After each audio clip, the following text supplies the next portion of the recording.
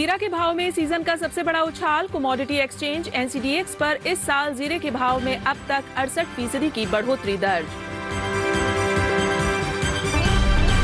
लगातार बढ़ रहा है देश में गेहूं की बुआई का रकबा। पिछले साल के मुकाबले इस साल बुआई के रकबे में 25% की बढ़ोतरी। ऊंची कीमतों से मिलेगी राहत। मॉनसून की बेरुखी के चलते धान के उत्पादन में आई गिरावट। उत्पादन में गिरावट के बाद जनवरी से अब तक चावल की कीमतों में लगभग 9% की बढ़ोतरी। नमस्कार, मैं हूं चेतना त्यागी। हमेशा की तरह आज एक बार फिर हाजिर हूं आपका पसंदीदा शो मंडी.com लेकर। मंडी.com में आप किसान भाइयों के लिए जरूरी खबरों के साथ साथ खेती के सिकंदर में शानदार कहानी के अलावा बीते हफ्ते जरूरी कमोडिटीज के भाव भी हम आपको बताएंगे। सबसे पहले देख लेते हैं कि बीते सप्ताह जरूरी कमोडिटीज के भाव क्या रहे हैं।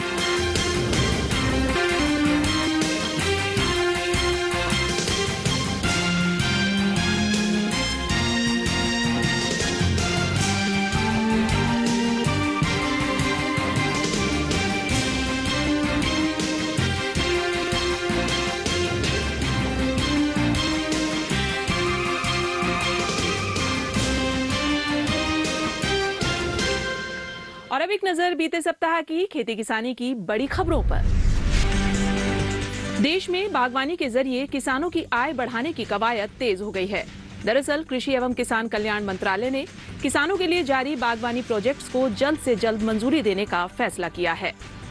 सरकार के इस फैसले के बाद जो काम पहले 8 महीने में पूरा होता था, वो अब 45 दिन के अंदर ही मंजूर हो जाएगा और किसानों को ज्यादा डॉक्यूमेंट्स भी नहीं जुटाने पड़ेंगे, बल्कि सिंगल प्रोसेस में ही अब वे बागवानी स्कीम्स का लाभ उठा सकेंगे। कृषि मंत्रालय और राष्ट्रीय बागवानी बोर्ड ने इस प्रक्रिया को आसान बनाने के साथ साथ नए नियमों को 1 जनवरी 2023 से लागू करने का फैसला किया है।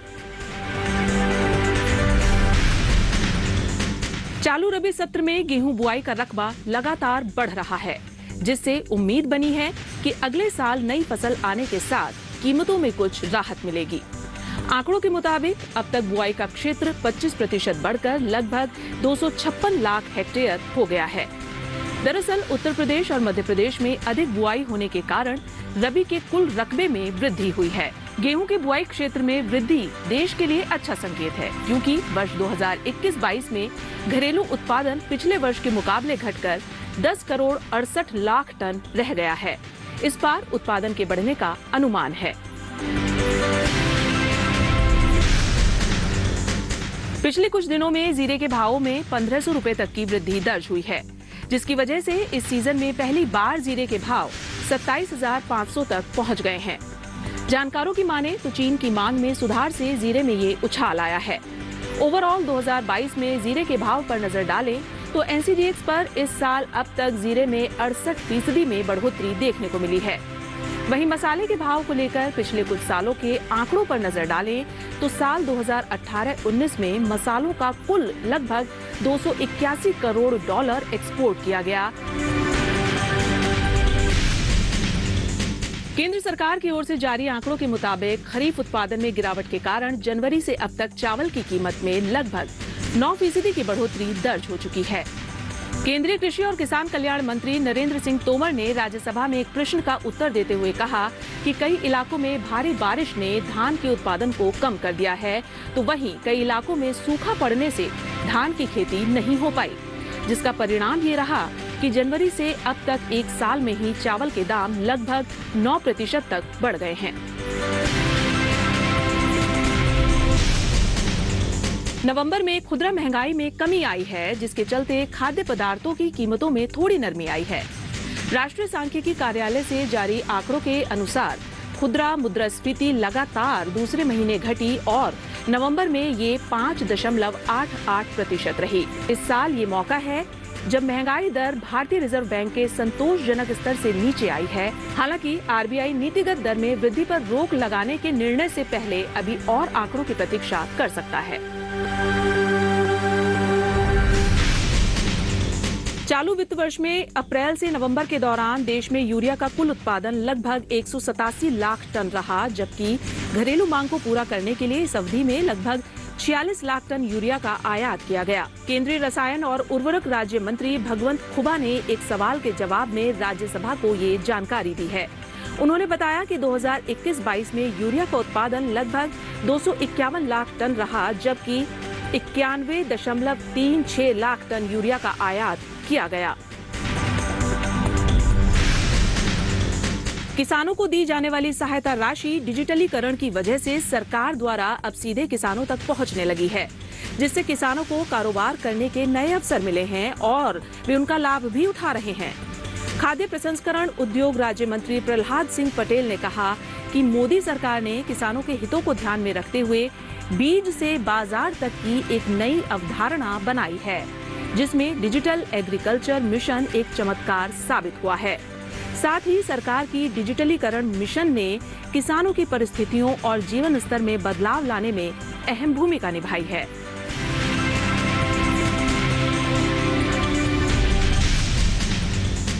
केंद्रीय कृषि एवं किसान कल्याण मंत्री नरेंद्र सिंह तोमर और परमाणु ऊर्जा और अंतरिक्ष मंत्री डॉक्टर जितेंद्र सिंह ने कृषि भवन में आयोजित एक कार्यक्रम में रीसेट 1A उपग्रह के डेटा उत्पाद और सेवाओं को राष्ट्र को समर्पित किया। रीसेट 1A अत्यधिक स्पष्ट रडार छवियां उपलब्ध कराता है। ये मुख्य रूप से रक्षा के लिए उपयोग की जाने वाली उच्च स्तरीय रणनीतिक तकनीक है, लेकिन अब इसका कृषि क्षेत्र में व्यापक उपयोग किया जा सकेगा। इस दौरान केंद्रीय कृषि एवं किसान कल्याण मंत्री नरेंद्र सिंह तोमर ने कहा कि अंतरिक्ष विज्ञान के माध्यम से कृषि क्षेत्र में एक नया आयाम जोड़ा जा रहा है।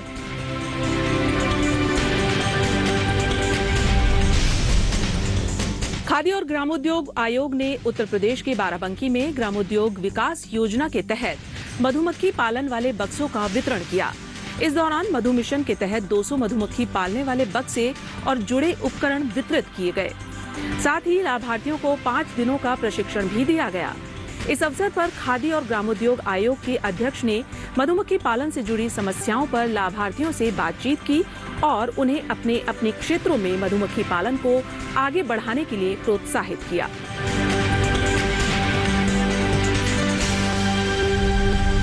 फिलहाल यह वक्त हो गया एक छोटे से ब्रेक का। ब्रेक के बाद खेती के सिकंदर में आज आपको मिलवाएंगे 2 ऐसे युवा से जिन्होंने मेडिकल इंजीनियरिंग या फिर बिजनेस के क्षेत्र में अपना करियर ना बनाकर खेती को सस्टेनेबल बनाने की दिशा में पशुपालन के साथ साथ एग्रो टूरिज्म पर काम कर रहे हैं।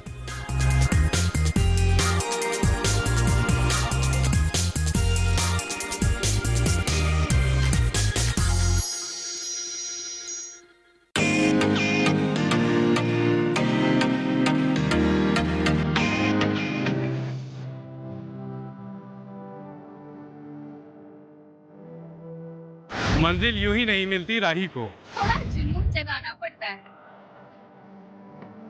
पूछा चिड़िया से कि घोंसला कैसे बनता है, बोली तिनका तिनका उठाना पड़ता है।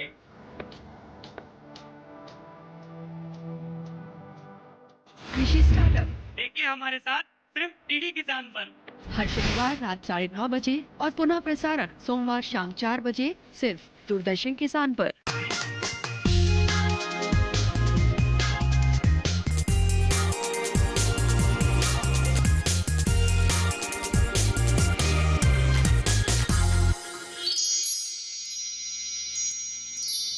एक बार फिर से स्वागत है आप सभी का मंडी.com में। और अब वक्त हो गया है हमारी खास पेशकश खेती के सिकंदर का।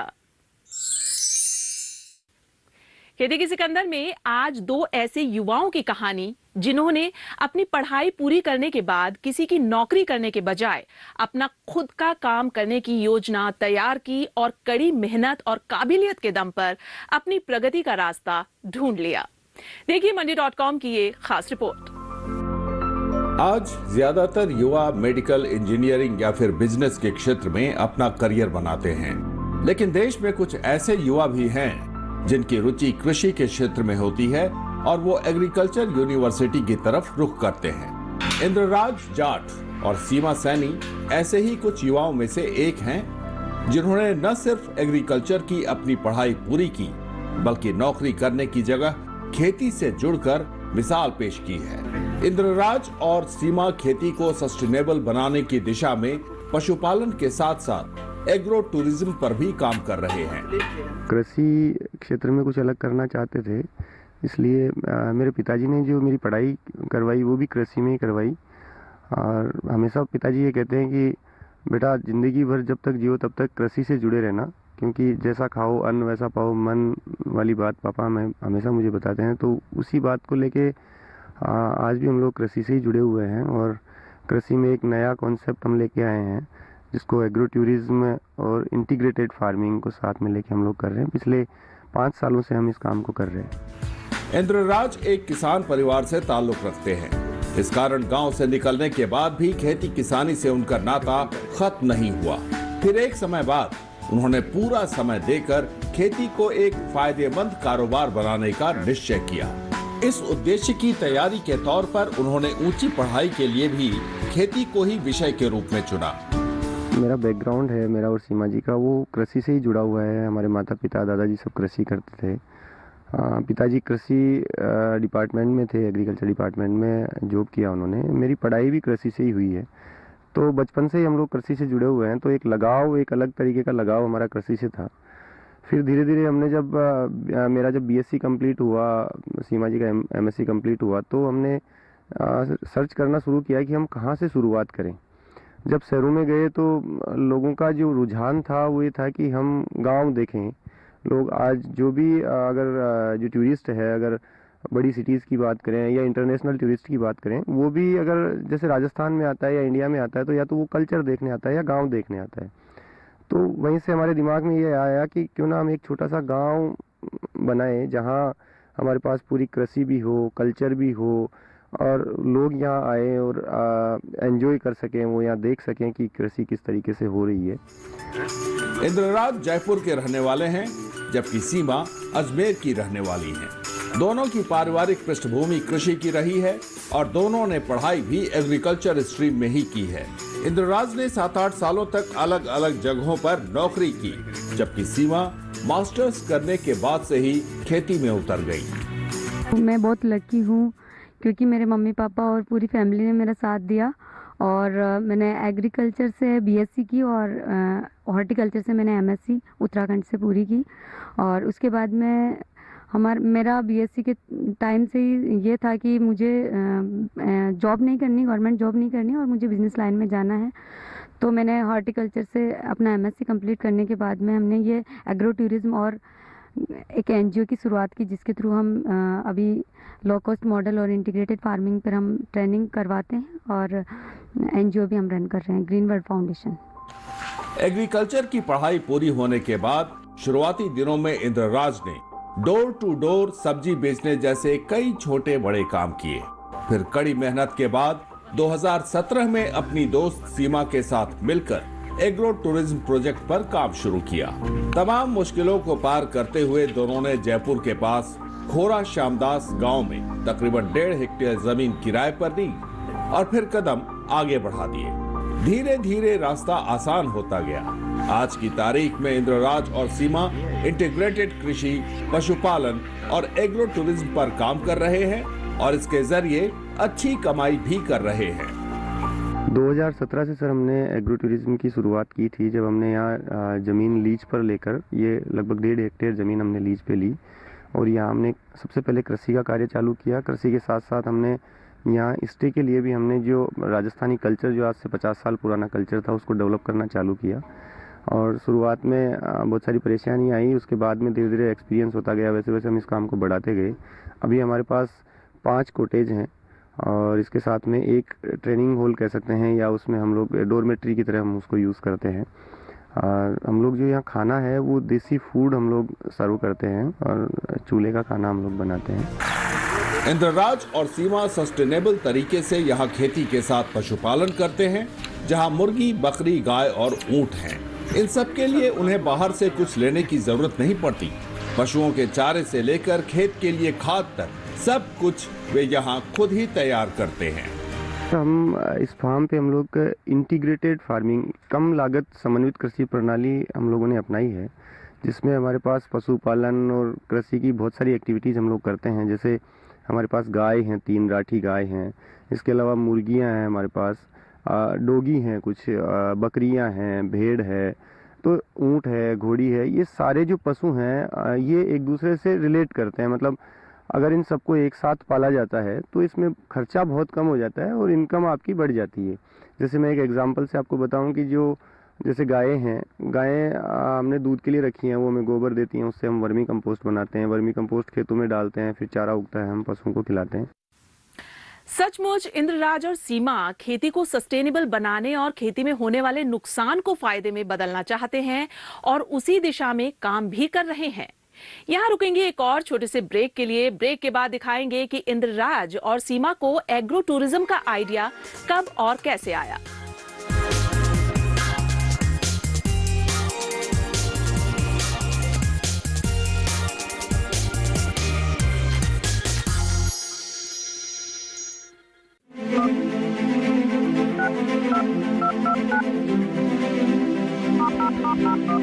ट्रेडिंग करना तो चाहते हैं पर नहीं पता कैसे करें शुरुआत।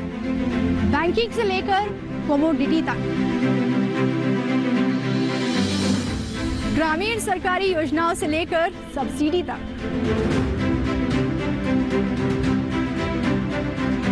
इन तमाम जानकारियों पर देखिए हमारा प्रोग्राम डिजिटल किसान, हर रविवार शाम 7 बजे और पुनः प्रसारण मंगलवार शाम 4 बजे सिर्फ दूरदर्शन किसान पर।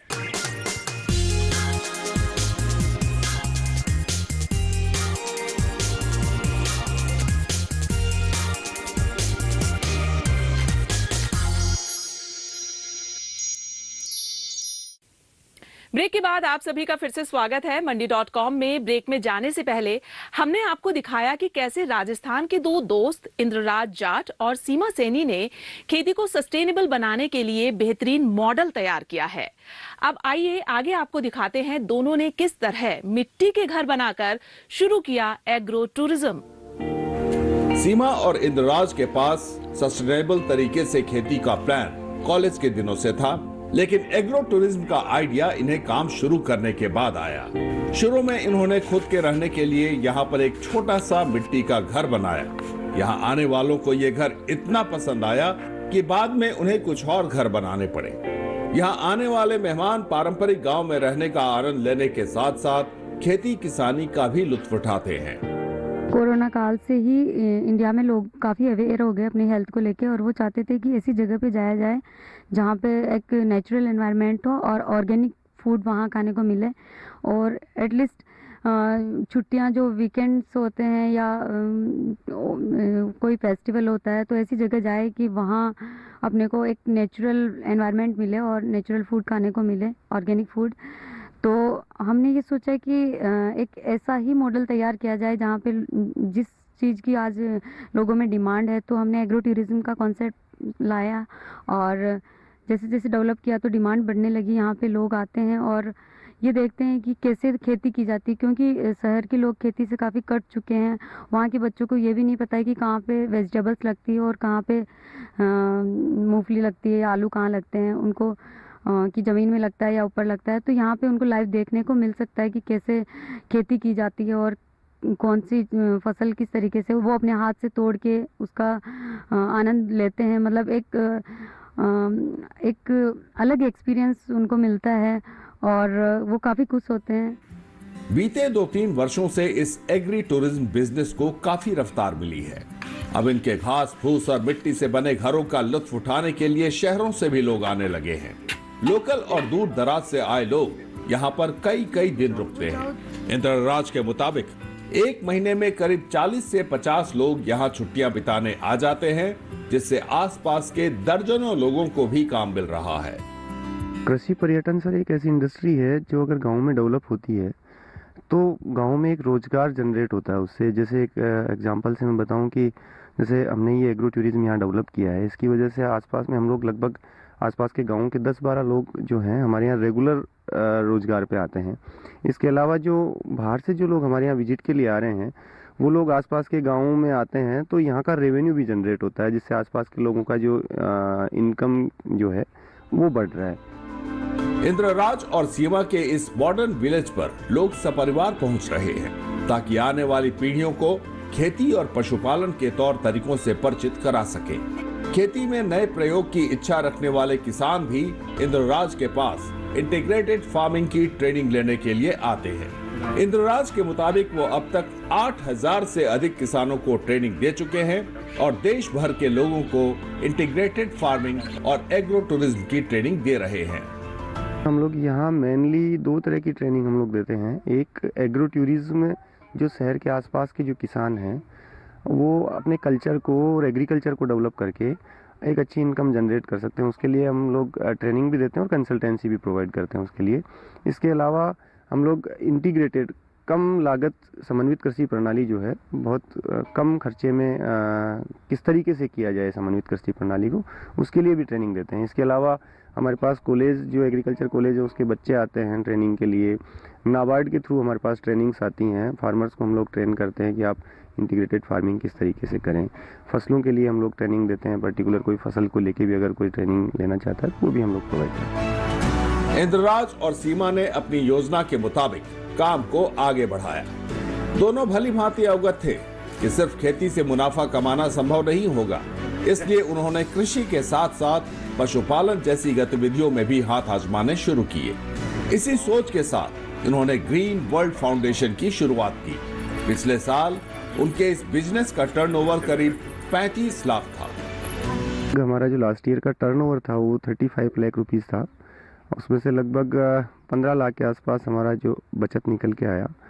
हमारी जो मार्केटिंग है वो हम लोग माउथ पब्लिसिटी या सोशल मीडिया से हमारी मार्केटिंग होती है। इसके अलावा एक इनकम हमारी ये भी होती है कि हमारे यहाँ जो प्रोड्यूस होता है उसको हमें बेचने कहीं नहीं जाना पड़ता है। हमारे यहाँ जो जैसे मैक्सिमम तो यहाँ यूज़ हो जाता है, लेकिन फिर भी जो एक्स्ट्रा बचता है वो हमारे इसी फार्म पे जो गेस्ट आते हैं वो उन्हीं में सेल हो जाता है और एक अच्छी रेट हमें उसकी मिलती है, क्योंकि हम लोग जो कस्टमर है उनको प्योर यहाँ से खेत से सीधा हम लोग कस्टमर को देते हैं। कहते हैं कि मकसद अगर साफ हो तो शांति से की गई मेहनत सफलता का शोर मचा देती है। इंद्रराज और सीमा की सफलता का शोर भी उनके फार्म से निकलकर दूर दूर तक फैल चुका है। इंद्रराज और सीमा का ये मॉडल नेचुरल और एकदम देसी अंदाज में तैयार किया गया है। कोई भी सैलानी अपनी मर्जी के मुताबिक जितने दिन चाहे यहाँ रुक सकता है। गांवों की सैर, लोगों से मिलना, फार्मिंग को करीब से देखना, लोकल कल्चर को समझना और पहाड़ों की खूबसूरती के दीदार के लिए विशेष सुविधा है। यहाँ ठहर कर सैलानी स्विमिंग भी करते हैं और मिट्टी के चूल्हे पर बने गर्मा गर्म खाने का भी लुत्फ उठाते हैं। राजस्थान के जयपुर से मंडी.com के लिए अनिल वत्स के साथ किशन भारद्वाज। मंडी.com में आज बस इतना ही। अगले सप्ताह मैं फिर आऊंगी किसानों को प्रेरणा देने वाली सफलता की एक कहानी और दूसरी जरूरी खबरें लेकर। तब तक के लिए नमस्कार। आप देखते रहिए दूरदर्शन किसान। आपकी राय हमारे लिए बहुत महत्वपूर्ण है।